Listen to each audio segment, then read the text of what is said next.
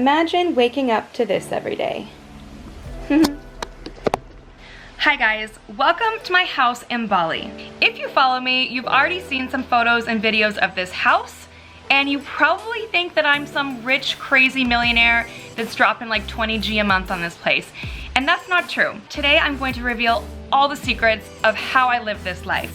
At the end of this tour, I'm gonna tell you how much I pay, and I'm gonna tell you how I found this house. And then I'm gonna tell you how you can find a house like this too if you're coming to Bali or moving to Bali. But first, I wanna give you the full tour. I first wanna show you my favorite part of this villa, outside. Let's go. This is why I love living here. Anytime I order pizza or coffee, the delivery drivers have such a hard time finding my home because they would never think that you would have to enter this little inconspicuous gate and walk through the rice fields to find my place. But that's exactly what I get to come home to every day. So let me show you my everyday walk into the house. Welcome to my house! My absolute favorite part of this house is this swing. I have a swing in my house. I spend so much time on this swing just thinking and winding down or listening to podcasts. And if you hear that noise in the background, that's my infinity pool. I'm so sorry for the inconvenience.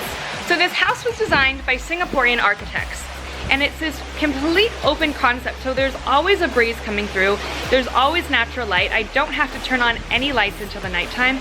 And you'll notice all around me, it's just natural jungle. We have pineapples, we have palm trees, frangipani flowers. I'm not sure how to say it, but they're my favorite flowers. When I'm not hanging out on the swing, let me show you where I spend my time.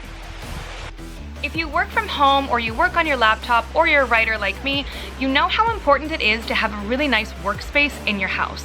And for me, I have multiple. I start at the table, I move to a couch, I go to a chair, I'm in a hammock, I go to the other couch, and then I take a pool break. And that really helps just with my overall happiness working from home. Speaking of working from home, the internet here, it's fast enough to download, it's fast enough to upload, it's fast enough to do what I need to do.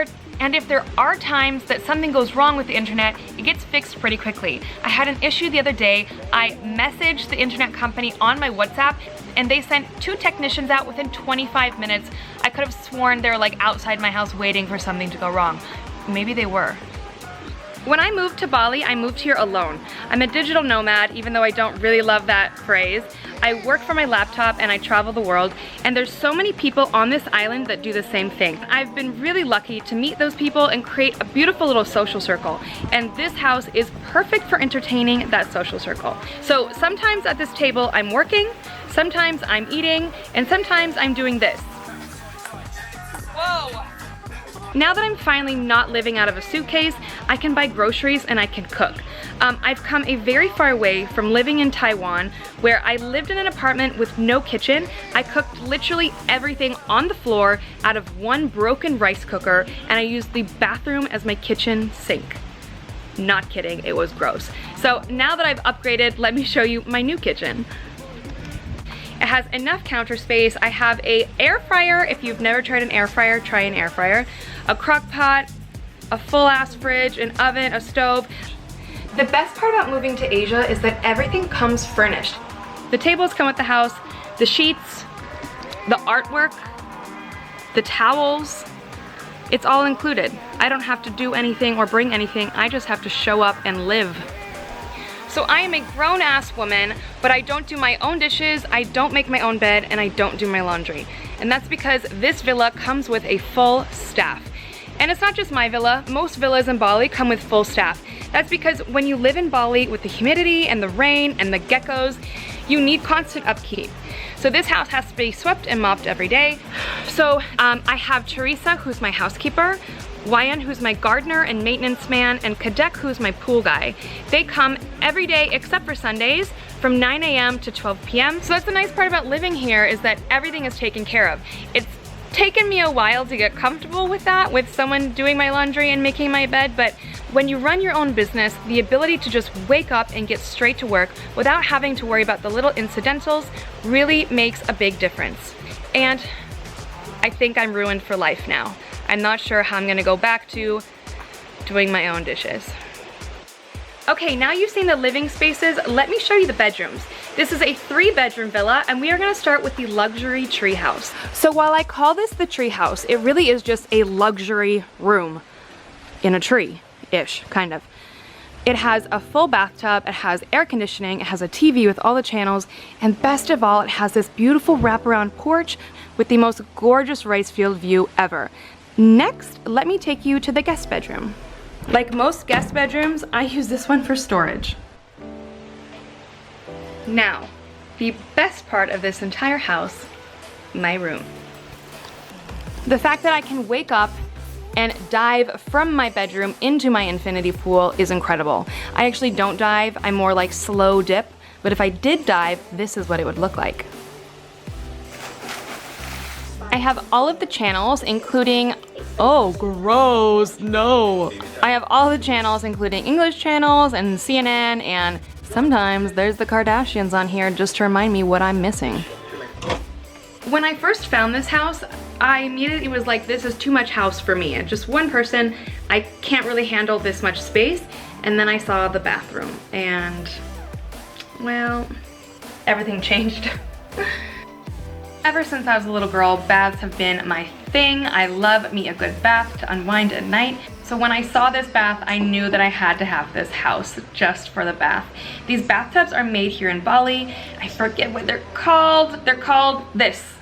They're called that.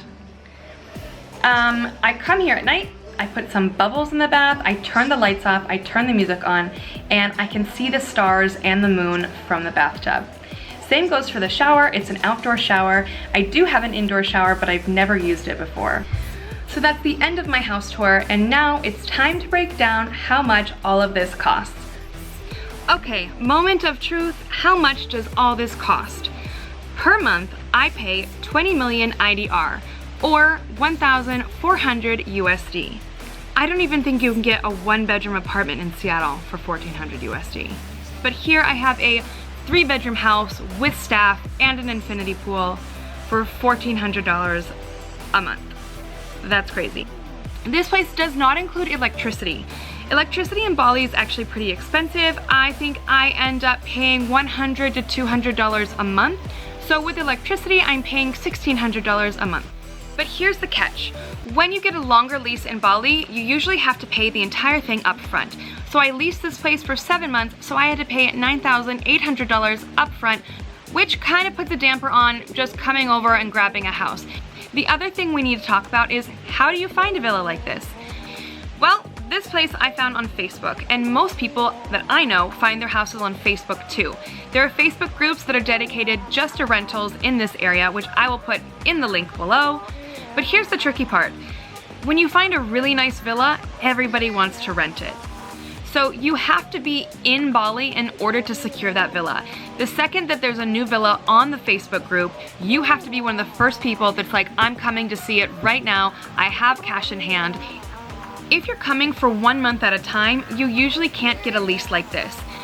Big houses come with leases that are usually 6 months to 1 year. Your best bet is to rent a room in a house like this rather than renting the entire house. The other option is Airbnb. If you're coming just for a month and you want your own place for a month, go on Airbnb, but know that it's going to be more expensive. You can always try and negotiate a better price on Airbnb with the owner directly. Last but not least, I'm going to tell you about the area where I'm living. I live in a quiet pocket just next to Canggu. I'm about 10 minutes to Barawa Beach and 10 minutes to Batu Belang Beach in my own quiet slice of expat heaven. So that's my villa tour. If you have any questions about how to make the move to Bali, comment below. I'm happy to answer those questions and steer you in the right direction. I hope you like this video. Please like it. Please subscribe. Please be my friend. Be my friend. Now, it's time to get in the pool. See you guys next time.